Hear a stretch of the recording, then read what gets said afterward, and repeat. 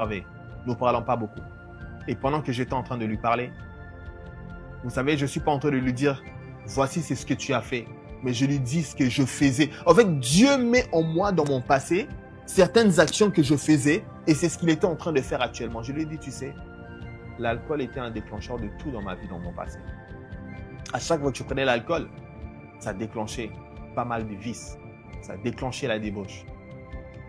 Et tu sais, à l'époque, moi, j'étais célibataire. Mais tu sais, quand tu es marié, ça devient difficile d'activer toutes ces choses-là. Ça peut détruire ton couple. Il était triste. Il a commencé à pleurer. On a prié ensemble. Je lui ai dit, Dieu est en train de te restaurer. Dieu est en train de te restaurer parce que l'ennemi ne va pas détruire ton couple. Et je suis en train de voir une personne.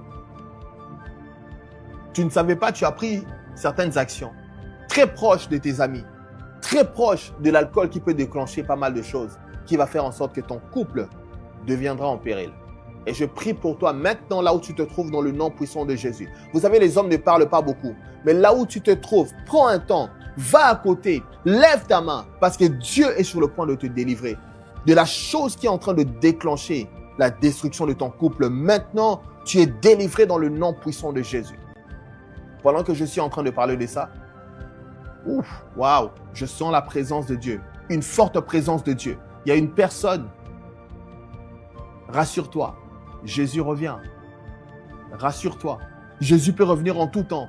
Tu te dis non, j'ai le temps, je peux faire mes choses tranquillement, je peux de temps en temps m'amuser, je peux de temps en temps avoir des relations intimes hors mariage, c'est bien. Mais sache que tu peux aussi le faire de manière légale. Tu peux aussi le faire de manière à honorer Dieu. Tu peux te marier. Tu peux le faire. Et Dieu peut te donner une bonne personne. Pourquoi ne pas faire confiance à Dieu? Faire confiance à la science. Tu fais confiance à la science. Mais est-ce que tu peux faire confiance à Dieu qui a créé ce monde? Tous les systèmes qui sont sur la terre, il y a un ordinateur qui est programmé afin que l'ordre puisse régner sur la terre. Mon but, ce n'est pas rentrer dans la science. Mais mon but, c'est de te dire que Jésus est à la porte. Jésus revient. Mais avant qu'il revienne, il m'a dit, il y a des signes qui vont arriver.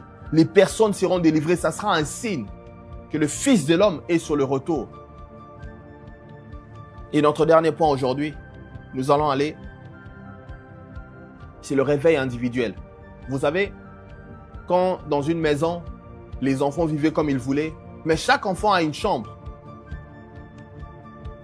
Quand papa revient, chaque personne a mis le désordre. Mais est-ce que tu as arrangé ta chambre?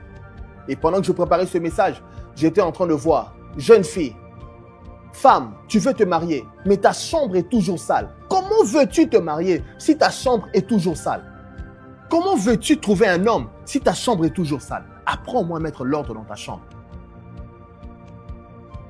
Et Dieu pourra emmener une personne.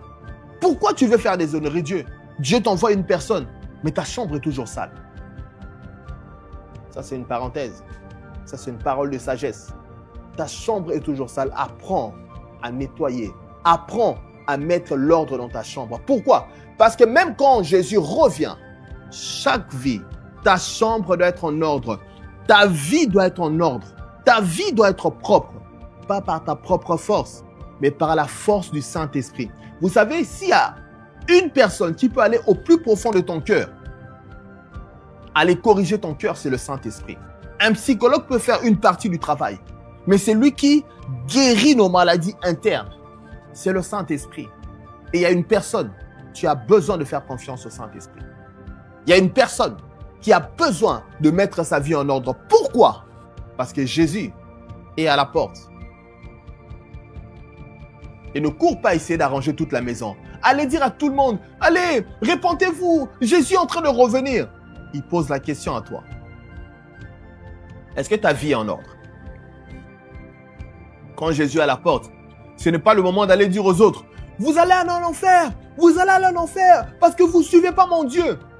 Dieu ne t'a pas donné le travail de juger les autres, mais Dieu t'a donné un travail d'arranger ta vie. Quand tu regardes ta vie, est-ce que ta vie est en ordre?